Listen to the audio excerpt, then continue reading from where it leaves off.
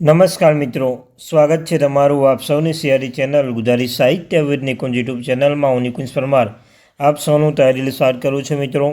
તો આજના વિડીયોમાં આપણે વાત કરવાના છીએ તો મિત્રો આજ તારીખે 27/3/2025થી પેન્શન બાબતમાં હવે મહત્ત્વના સમાચાર। જો તમે પેન્શનધારક છો તમારા માટે આજનો વિડીયો ઉપયોગી બનશે મિત્રો। ગુજરાત રાજ્યના પેન્શનધારકો માટે લેટેસ્ટ અપડેટ લઈને આવ્યું છું, તેના વિશે આજના વિડીયોમાં ચર્ચા કરીશું। ચર્ચા કરતાં પહેલાં વોટ્સઅપ ચેનલ ટેલિગ્રુપ બંને બનાવ્યું છે, લિંક ડિસ્ક્રિપ્શન મૂકું છું, અવશ્ય જોઈન થઈ જજો મિત્રો।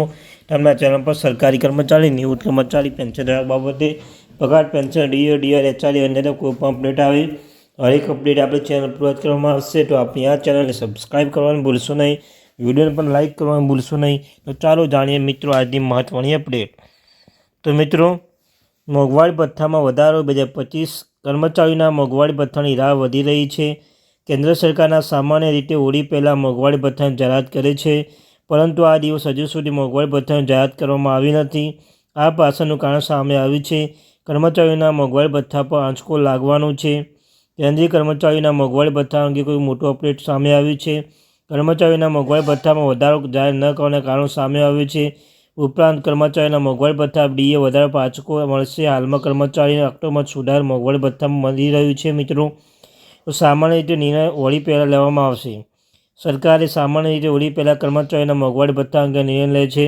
આ વર્ષે આવું બન્યું નહીં કે આનાથી સરકાર કર્મચારીઓ અને પેન્શનની ચિંતિત થાય છે। હોળી પછી સમાચાર આવે છે કે સરકાર 19 માર્ચ કેબિનેટ બેઠક પછી આ સારા સમાચાર આપી શકે છે, પરંતુ 19 માર્ચ પર કર્મચારી મોંઘવારી ભથ્થા અંગે કોઈ જાહેર કરવામાં આવી ન હતી। મોંઘવારી ભથ્થું કેવી રીતે નક્કી થાય છે? તો મિત્રો જાણો છો તેમ સરકારે દર વર્ષે 2 વાર મોંઘવારી ભથ્થું વધારો જાહેર કરે છે। આ સુધારો સાથે 6 મહિનામાં all India consumer price index આધાર કરવામાં આવે છે। હાલમાં મોંઘવારી ભથ્થામાં ડીએ વધારો સુધાર જાન્યુઆરીથી લાગુ કરવામાં આવે છે। કર્મચારીઓને આનાથી ઘણો ફાયદો થશે। મોંઘવારી ભથ્થું કેમ વધારવામાં આવે છે મિત્રો? સરકારના કર્મચારીઓના મૂળ પગાર મોંઘવારી ભથ્થું ઉમેરવામાં આવશે। સરકાર કર્મચારીઓને મોંઘવારી ભથ્થાની અસર ઘટાડવા માટે મોંઘવારી ભથ્થામાં વધારો કરે છે। દેશના 1 કરોડથી વધુ કર્મચારીઓને આનો લાભ મળશે। મોંઘવારી ભથ્થામાં વિલંબ થયો હોવાનું જાણવા મળ્યું છે। ફાઇનાન્સ ટાઈમ્સ ઓફ ઇન્ડિયા સરકાર પ્રક્રિયા નાણાકીય મંજૂરી વિલંબના કારણે મોંઘવારી ભથ્થામાં વધારાની જાહેરાત કરવામાં આવી રહી નથી। રિપોર્ટ્સ અનુસાર મોંઘવારી ભથ્થું અંગે નિર્ણય ગમે ત્યારે મંજૂરી મળી શકે છે। તેની જાહેરાત પણ ટૂંક સમયમાં થઈ શકે છે। જો કે કર્મચારીના વધારાની ચોંકી શકશે। વધારાની અપેક્ષા મુજબ ન હતું। કેન્દ્રીય કર્મચારી મોંઘવારી ભથ્થામાં 3 થી 4% વધારો થવાની અપેક્ષા રાખી છે, પરંતુ આ વધારાથી કર્મચારીઓને આઘાત લાગી શકે છે।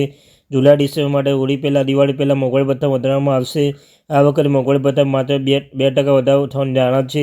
આના કારણે મોંઘવારી ભથ્થું 53થી વધીને 45% થઈ શકે છે। પગારમાં થોડો વધારો થશે। કેન્દ્રીય કર્મચારી મોંઘવારી ભથ્થામાં વધારાથી કર્મચારીના પગાર પર ખાસ અસર પડશે નહીં।